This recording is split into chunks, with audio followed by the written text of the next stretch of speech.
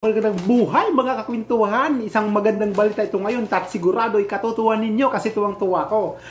Na-excite akong ibalita sa inyo, i-share sa inyo kagad itong aking nabasa habang ako'y kumakain, nag-almusal ngayon at ako'y nagalak. Hindi ko mapigilang i-share sa inyo kagad. Itong gagawin kong video ay para sa lahat na marunong matuwa. Ay, lahat naman talaga marunong matuwa. Pasensya na, wala tayo ngayon mga effect kasi hindi ko talaga ito napagandaan. Na sobrang excited lang ako, kaya agad-agad, tingnan nyo naman yung itsura ko. Kakain na sana ko lang musali. Ayokong maunahan ng iba, i-press ko pa to, nabasa ko kaagad sa dyaryo.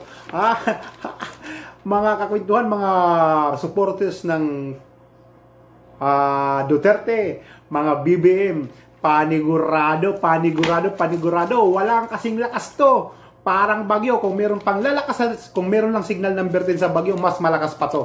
Ang dalawang tandem na ito, nasa 90% na mga kakwentuhan, 90% na ayon dito sa binabasa ko. At ayon din yan sa mga kumakalat na barbalita dyan sa mga kung saan-saan. At ito'y siguradong nakakatuwa mga kakwentuhan. Na-excite ako ibalit sa inyo na si Sara ay nasa Cebu at si Bongbong Marcos ay nasa Cebu rin. Kasi si Bongbong Marcos ay mayroong inaugurasyon doon na magatin siya ng isang inaugurasyon doon sa Cebu. Inaugurasyon pala yon ng kanyang headquarters yata yun. Not so sure pero ganun pa man, ang importante basta dalawa sila na andun sa Cebu. Mga kakwentuhan. Ito presko to ipapakita ko lang sa inyo kasi baka maano tayo ayan. Tapos yung date, papakita ko sa inyo yung date para iwas CPR. Di ba? Nakakatawa. Pasensyahan tayo, wala ako ngayong pampatawa kasi sutulan sinabi ko nina ay hindi ko napaghandaan na na-excite lang ako sobra kaya hindi ko napigilang i-share sa inyo kagad itong napakandang balita para sa mga BBM dyan, para sa mga PRRD supporters, mga Duterte supporters, mga Marcos loyalists, mga taong nagising na, mga taong dating tulog, nagising na. Ngayon, mga taong naliwanagan na. Ito na ating pinakaantay na lahat nag-aantay sa isang napakalakas na sanib-pursa ng dalawang kandidato na walang kabahid-bahid na ano ba po pwede nating tawagin? Walang itim sa budhi. Bakit ko nasabing walang itim? Tingnan nyo na lang naman si BBM. Lahat na ng mga masasamang salita na ibato na sa kanya. Pero anong ginagawa niya? Walang negatibong respond sa mga taong nagbabato ng masasamang salita para sa kanya. Na halos yata, kulang na lang apakan yung katawan literally. Hindi pa rin, siguro kahit apakan na, hindi pa rin gagantiin sa sobrang bait. Kasi yan yung tipo ng tao, yan ang isang tao na mayroong talagang totoong ginintuang puso. Ayun.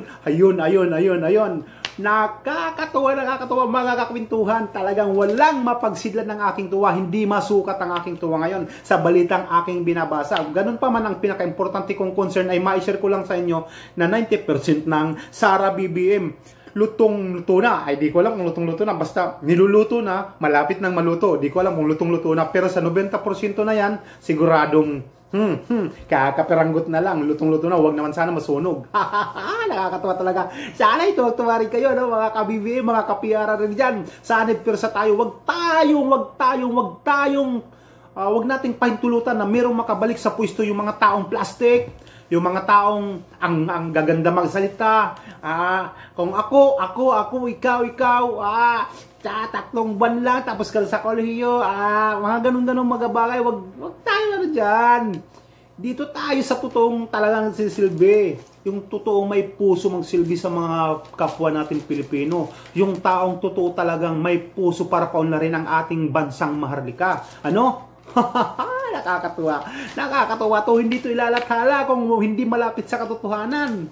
Ayoko lang basahin yung buong detalya kasi baka tayo maka-copyright. Hindi ko lang alam yung mga ganun. Para iwas-iwas lang. Basta ang mahalaga na i-share ko sa inyo itong balitang napaka-fresh. Ngayon lang lumabas. Ito, Sabado, 23. Pinakita ko naman sa iyo yung date. Kasi mga kapintuhan, nasabi ko kanina, yung mga taong tulog. Isa rin kasi ako sa mga taong natutulog dati. Isa ako sa mga taong na-brainwash ng mga dilawan. Kasi kung marapatin nyo lang, kang inyong mararapatin na may kwento sa inyo, isa ako sa mga nasa Liberal Party dati kasi way back nung kabataan ko, ay bata pa rin naman ako, nung SK time ko, nasa under ako ng Liberal Party. Marami kami mga ginagawa na ngayon ko lang na pagnilay-nilay na pangit pala, masama. Bakit masama? Bigyan ko kayo ng clue. Idadaan sa leadership training, pero ano palang gagawin? Wala nang uwian. Hanggang doon lang muna tayo, ha? Hanggang doon lang may kwento ko sa inyo. Hindi ko yan sinabi para ipagyabang. Sinabi ko yun, kumbaga, para mapaano ko kayo, mapalagay yung loob nyo na yung sinasabi ko ay malapit sa katotohanan. Katotohanan talaga yon, mga kakwentuhan. Kaya ayan, mga ka-DDS, mga ka-BBM, ito na ang ating inaantay, matuwa kayo. Yung mga hindi lang matutuwa dito, yung mga ayaw, yung mga gusto sa mga lugaw-lugaw, yung mga gusto dyan sa lugaw, maramang hindi kayo matutuwa. Yung gusto ng mga mamumundok, malamang hindi kayo matutuwa. Yung mga gusto sa boxing lang, hindi kayo matutuwa. Yung mga gusto sa mga binabarel, yan, hindi kayo matutuwa. Sino pa? Si General Bato, panigurado, di naman yung tatakbo. Malapit na ang akensi. Doon na maglalabasan yung kanya-kanyang diskarte ng mga tatakbong politikero. Pero panigurado ako, sino ang lulutang? Sino ang mananalo? Sino ang mayroong malakas na diskarte? Iisa lang yun, kundi diskarte ng Pangulong Duterte. Nakakatuwa, mga kakwentuhan. Di ba pagsidla ng aking tuwa ngayon, mga kakwentuhan? Ngayon, balita ko na sa inyo. Alam na, i-share na natin yan. Itong balitang to. Ayokong basahin kung anong to, ha. Ayokong basahin kung anong pahayagan to. Basta, siguro naman lahat ng pahayagan merong ganito. Kaya kahit anong pahayagan, mababasa ninyo. At parang nag-notify sa akin si Katunying pala, parang ganito yung niya. Parang ganito yung usapin din niya ngayong araw na to. Hindi ko lang masyadong pinansin. Kasi nga, mag-aalmusal dapat ako. Ito, dala-dala ko ng dyaryo. Pagbungad, di pa nga hindi ko pa nga ito na pagbungad, tumawagad kaya. Dali-dali ako, hindi ako nakapaganda. Talagang hindi na ako di ba? Kung mapapansin nyo, meron akong mic pa. Ito, diretsuan to. Wala nang kapapansin, nakasandula ako. Kasi mag-aalmusal nga lang ako. Tapos, siyempre, inuna ko na kayo. Inuna ko nang i-share sa inyo ang BBM Sara. 90% na mga kakwentuhan. Talaga. Sobrang tuwa ako. Sana matuwa rin kayo mga ka-BBM dyan, mga ka-Duterte. Mga ka-BBM. Sana natutuwa talaga. At sigurado naman ako na matutuwa kayo. Kasi yun lang ang ating inaantay. Walang papantay sa sobrang lakas ng dalawang yan. North at saka sa anong tawag nito sa bandang Mindanao na kasi sila doon. Pero Mindanao, Bisaya, iisa lang yun, panigurado yan. Sa Region 7, lalo na sa amin, sa Region 8, ang putak. Road to zero yan, road to zero. Gagawa lang para yan, para maging zero doon ang mga kalaban. Pero walang pandadaya, hindi katulad ng mga nakarang eleksyon, ha, na nag-zero, may dayaan. Pero yan, wala. Meron di ko lang alam kung mga kadugo na bubuto. Baka nga yung mga kadugo nila doon sa Region 8, hindi rin bubuto sa kalaban ni BBM. 90% doon, loyalist ng Marcos. 90% doon. At 10% lang ang natulog doon. Ngayon nagising na rin. Kaya ano pa ang bubuto doon sa mga oposisyon? Wala na. Ang 90% mga KBL loyalist yun. Marcos pa hanggang sa ngayon. Matanda, bata, hindi yun nabilog ang ulo doon. Lalo na't niloko doon nung Yolanda. Ngayon ang araw ninyo, mga iudiputs kayo. Nagigigil ako sa inyo. Kung ako lang nasa pwistot ako, magbabanggaan talaga tayo. Nako, parang gusto. Ito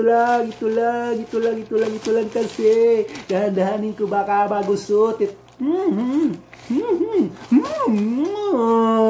Mga against dyan, mga opposition dyan. Nako, yung mga buntot yung gumaganon, hindi mapakali. Ang mga puwit yung hindi mapagkamali kung saan upo. Talaga lang. Nakakatuwa talaga itong balita. Yung 90% na yun, mabawasan ng 1%, tuloy pa rin. Napakaganda. Kasi mga kakwentuhan talaga, kung bakit din ako nagising, tulad ng sabi ko dati, isa ako sa mga Liberal Party talaga.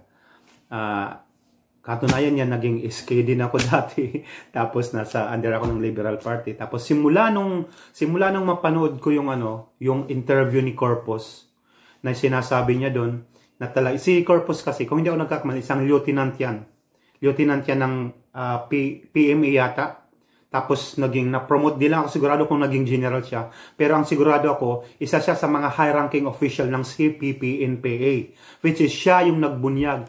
Dahil, oo nga naman, sabi niya, Ang pinaglalaban niya talaga, mayroon kasi siyang ideolohiya, yan yung pinaglalaban niya. Ngayon, nung napunta sa CPP-NPA, parang ganun pa rin. Asan yung pinaglalaban niya? Kaya lumabas siya doon. Kung di ako nagkakamali. Pero according sa interview niya, talaga binunyag niya doon na si Joe Masison, yung utak ni Joe Masison yon.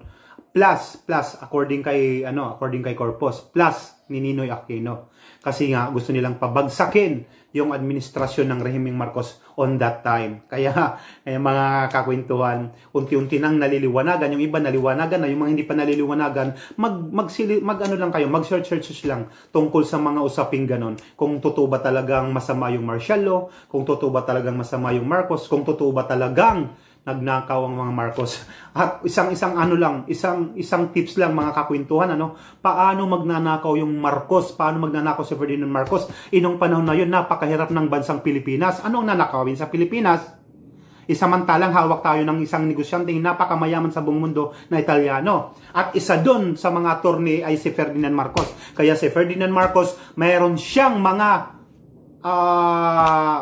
gold bars. Kasi yun ang ibinabayad ng mga Italianong negosyante kay Marcos. Napakabata pa, take note, napakabata ng time na yun ni Ferdinand Marcos. Dahil sa sobrang talino niya, isa siya sa mga lawyer ng negosyanteng napakamayaman.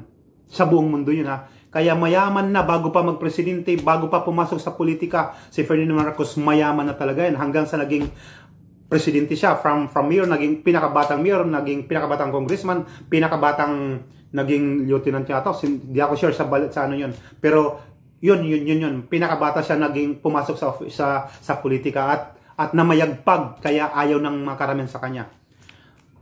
Kaya ayan, mga kwentuhan, kasi ang ano ko lang naman, bakit napunta pa ako doon? Hindi.